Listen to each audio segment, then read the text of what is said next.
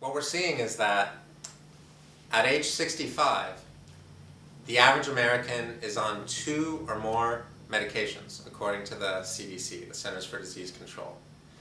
And these medications, they work, they're really effective, but they sort of treat the symptom. They don't necessarily treat the underlying cause of the symptom. I don't know about you, I'm not trying to poke fun at anything, on purpose at least. I'm probably doing it as a byproduct, but I'm not deficient in any medication. I don't suffer from any Viagra deficiency or any type of migraine headache medication deficiency. I don't suffer from a Prozac deficiency or a Lexapro deficiency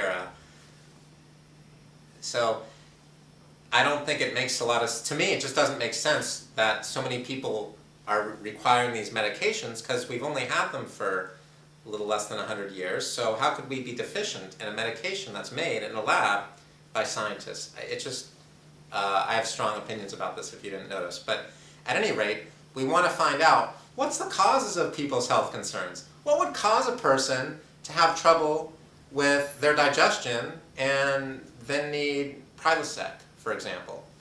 What would cause that? What would cause a person to have their cholesterol levels go sky high and then need a statin medication, for example, like Lipitor, one of the best-selling medications in the United States for quite a few years now? Well, my friend said to me, it doesn't make sense to treat an infection with pain medication. And what my friend meant was that if you have an infection, you need to treat the infection. You need to diagnose what the problem is. You can't treat the symptom. There may be pain with the infection and swelling and inflammation, and if you treat this pain, swelling, and inflammation, you may temporarily feel a little bit better because you're getting rid of the pain. But what's causing the pain? See, there's pain management clinics all around the country, and God bless them, and people are getting tremendous amounts of relief from these pain management clinics. And I'm reading a book right now by a doctor who runs a very successful pain management clinic, and I find the book tremendous. So this is a good thing. However, I have a strong opinion that I feel like I need to share with you. If I had pain, luckily I don't, but if I had pain anywhere in my body, I wouldn't want anyone to manage my pain. I would want them to find out, how did the pain get there, how do you get rid of it, and how do you keep it from coming back? I don't want somebody to manage my pain. I just want it to go away completely and never come back again. And that's what the Triad of Health is all about. So, are you following me? The Triad of Health is about structural, chemical, and emotional therapies and ways of diagnosing. So let's write it out here. At the foundation of any health concern is the structure. And if you have a science background and you're watching this, then God bless you. Phylogeny recapitulates ontogeny, or ontogeny recapitulates phylogeny, meaning that structure determines function, and function, to some extent, determines structure. The little fishies didn't walk up onto land millions and millions and millions of years ago because their fins were perfect for walking on land. The little fishies came up and walked on land because they were curious. What's going on the land? There's this whole area out there. It's interesting.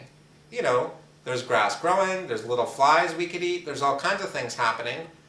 And so they developed legs. So their need determined the structure. But it could go the other way around as well. So structure means bones, ligaments, tendons. Blood is a structure. It's a liquid structure, but it's a structure. It's a fluid, right? And then there's also, excuse me for getting in front of the camera there. I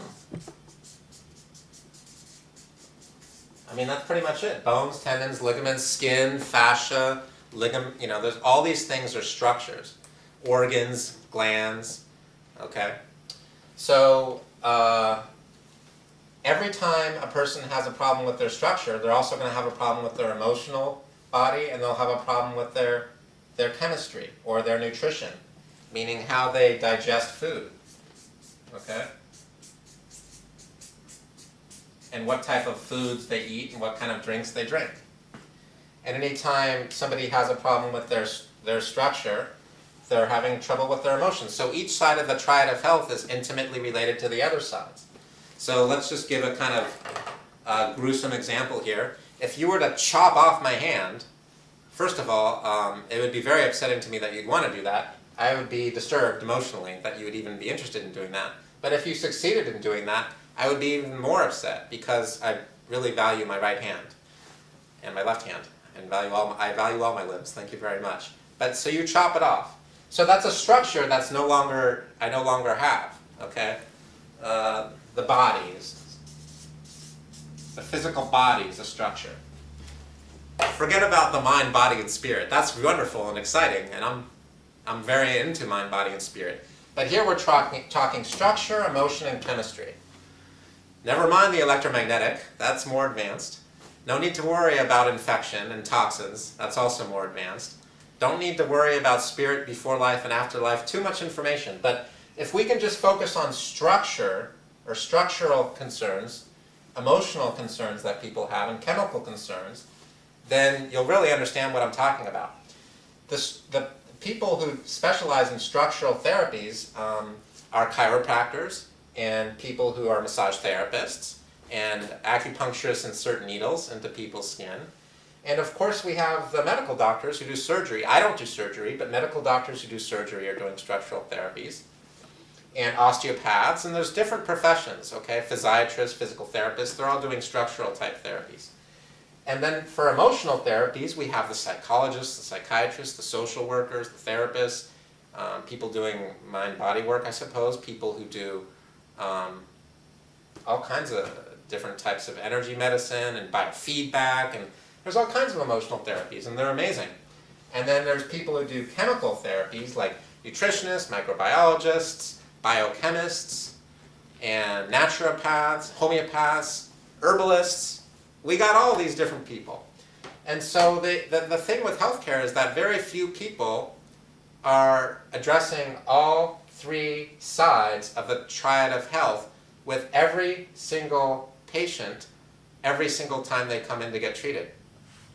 And I do.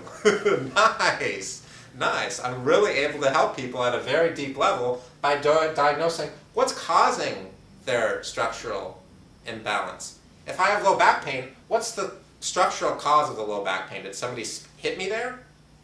Is there a bone in my upper neck that's out of alignment? Which there could be, because there's a bone up here which relates to the bones down there, a specific bone.